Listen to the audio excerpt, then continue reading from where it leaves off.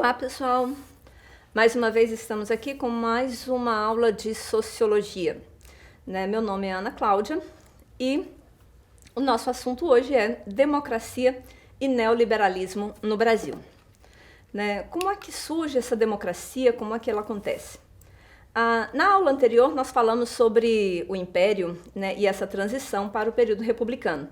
E vimos também que o primeiro modelo foi o oligárquico, de 1891 até 1930 nós mantivemos aí com o governo oligárquico. Depois cai esse governo, Getúlio Vargas assume o poder e aí nós temos então o período, a Era Vargas, como ficou conhecido, que teve um período que ele governa sem nenhuma constituição, depois um período constitucional e depois um período mais autoritário, que vai até 1945. Nessa imagem, vocês estão vendo aí uma das características da Primeira República, no período oligárquico, que era a questão do voto de cabresto. Já que o voto era aberto, as pessoas tinham que dizer efetivamente em quem iriam votar. Isso vai se transformando. Então, em 1930, como eu tinha dito, temos aí a Revolução, ou quem quiser também chamar, algumas pessoas comentam que foi golpe, por quê? Qual a diferença entre uma revolução e a questão do golpe? O golpe é através de algo que não está previsto em lei. E a Constituição de 1891 não previa que uma pessoa que não tivesse sido eleita assumisse o poder. Então, por isso que muitas vezes nós chamamos esse tipo de atitude de golpe. Então, quando acontece seguindo exatamente o que está na lei, então nós não podemos considerar assim. Outras pessoas falam de revolução, mas aí a ideia de revolução já vem com base nas ideias de Rousseau, que Rousseau fala que quem detém o poder é o povo. Então, quando o povo não estiver satisfeito com o governo, que ele pode retirar. Por isso, muitas pessoas chamam essa transição ou essa tomada de poder de revolução.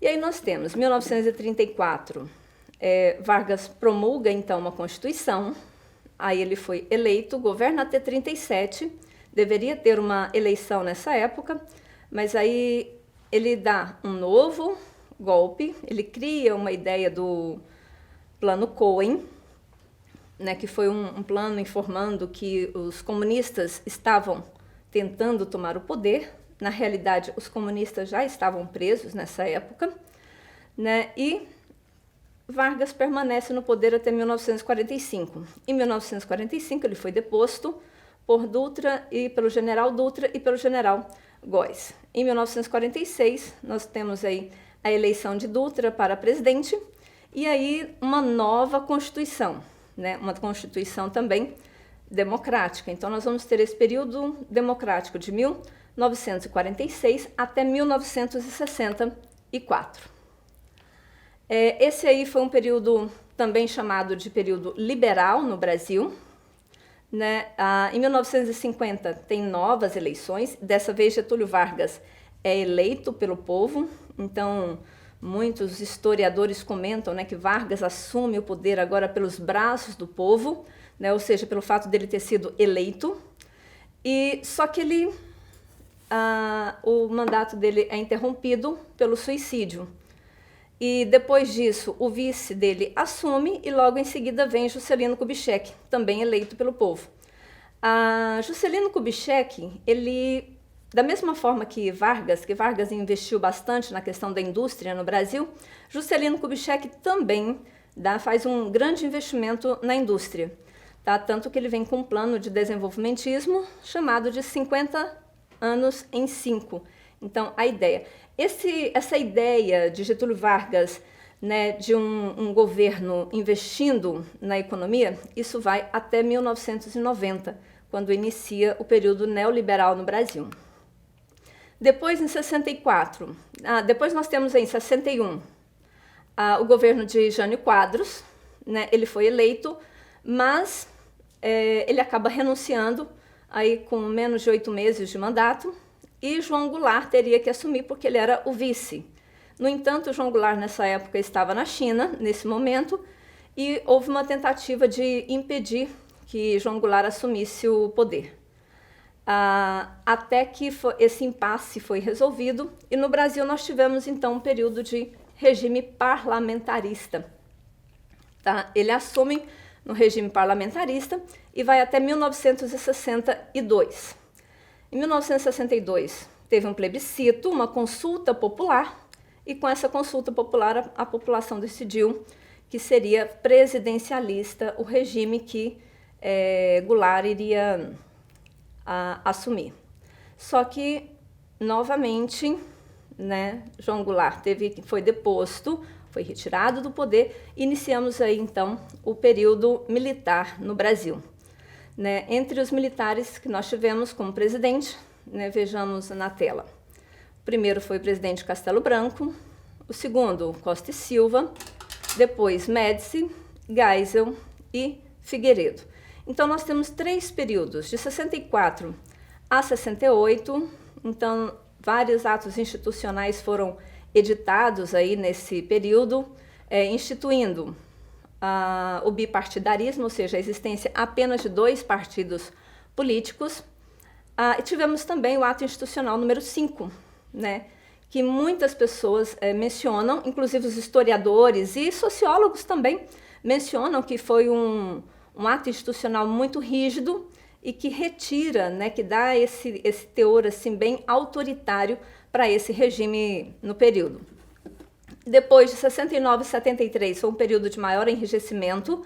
No entanto, em 1973, nós vamos ter aí a crise do petróleo.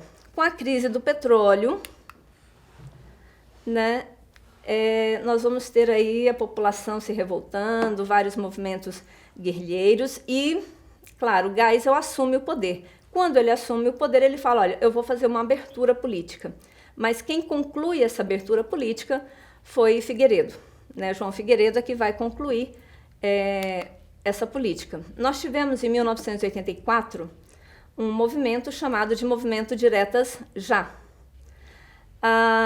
Esse Movimento Diretas Já foi um projeto de lei, né, de um deputado, mas que não foi aprovado. Apesar de várias manifestações no Brasil todo, nas principais capitais, e nós tivemos aí manifestações com um número muito grande de pessoas participando, apesar disso, a proposta de emenda constitucional ela não foi aprovada, né? E, mais uma vez, o Brasil vai ter aí eleições indiretas, né, para presidente. E quando isso acontece, só que começam as campanhas, né, foi aberto para civis participarem, né, como candidatos, e nesse momento aí, sim, os deputados resolveram atender à vontade do povo, né, porque artistas, pessoas de renomes, estudantes e mesmo políticos, todos saíram às ruas exigindo, né, a eleição de Tancredo Neves. E Tancredo, então, foi eleito em 1985, só que ele foi acometido de uma grave enfermidade e acabou falecendo. E quem assume foi o vice, né, José Sarney. Ele assume, então, a presidência. Agora, um dos pontos, vamos voltar aqui um pouco, um dos pontos importantes no governo de Sarney foi a própria Constituição de 1988. Tá? Essa Constituição que foi considerada a Constituição Cidadã, né, que dá liberdade de voto, liberdade de expressão e apresenta aí um sistema eleitoral mais livre, né, permitindo aí que a população possa, então, a partir de então, escolher o seu presidente diretamente. E nesse período, nós vamos ter, depois dessa Constituição de 88, temos uma nova eleição. Né? Agora, só que dessa vez, sim, aí a população vai escolher. Depois de 20 anos, né, de um regime militar, a população, então, vai poder escolher o seu presidente. E Fernando Collor, né, foi o eleito, jovem, né, desportista, ele se apresentou na sua campanha dessa forma. querendo mudar o Brasil com promessas de acabar também com a corrupção. Então ele acaba sendo eleito. Mas, 2 anos depois, ele foi acusado, né, de estar favorecendo alguns grupos. E a partir de então ele também perde o mandato. Sofre aí um processo de impeachment, né, e antes desse processo se efetivar, ele renuncia, né, e sai então do mandato. Quem assume é o vice dele, vai assumir, e quando ele assume, né, Itamar Franco, ele coloca Fernando Henrique Cardoso como ministro da Fazenda. E um dos pontos importantes de Fernando Henrique Cardoso foi justamente o Plano Real, porque até então o Brasil vinha passando por inflações extremamente altas.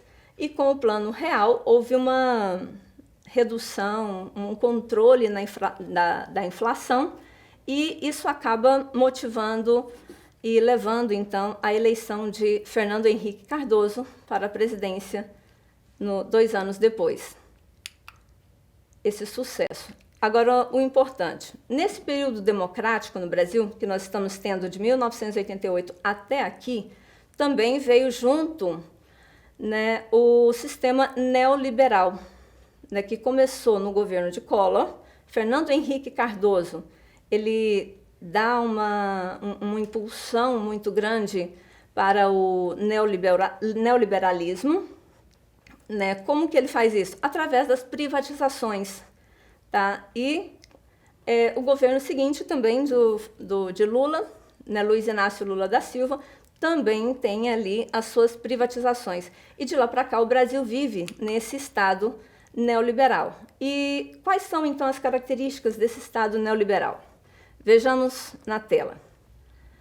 Privatização da telefonia estatal, como a Telebrás, Telerge, Telesp, Telemig, e da empresa nacional Embratel. Venda de bancos estaduais como Banerj, Banestado, Banesp. Privatização de empresas como Embraer, Vale do Rio Doce, e Companhia Siderúrgica Nacional, entre outras. Redução de 20% dos funcionários públicos em nível federal e estadual por meio da aposentadoria antecipada ou demissão, terceirização de trabalhadores e vários serviços do Estado, abertura do mercado nacional para as empresas estrangeiras. Claro que existem outras características, existem também pontos positivos e pontos negativos com relação ao neoliberalismo. Mas vamos passar para a nossa atividade.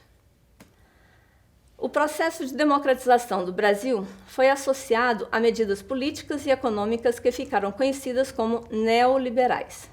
A diminuição dos investimentos estatais nos programas e nas redes de proteção social, além da privatização de empresas do governo, pode ser considerada uma das principais marcas do período.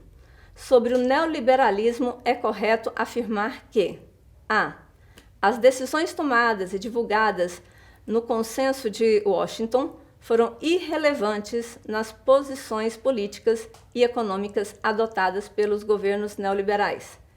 O neoliberalismo e a globalização correspondem a 2 fenômenos distintos que não possuíram nenhuma relação. O neoliberalismo foi marcado por grande investimento do Estado nas áreas da educação, proteção social e cultura, o que pode ser visualizado na ampliação das universidades e na produção cinematográfica nacional. O mercado de trabalho obteve um grande crescimento durante a expansão do neoliberalismo no país, principalmente devido às melhorias tecnológicas implantadas nos parques industriais nacionais. Seguindo pressupostos da economia política clássica, o modelo neoliberal, o Estado deixa de intervir diretamente na economia para que seja regulada pelo próprio mercado.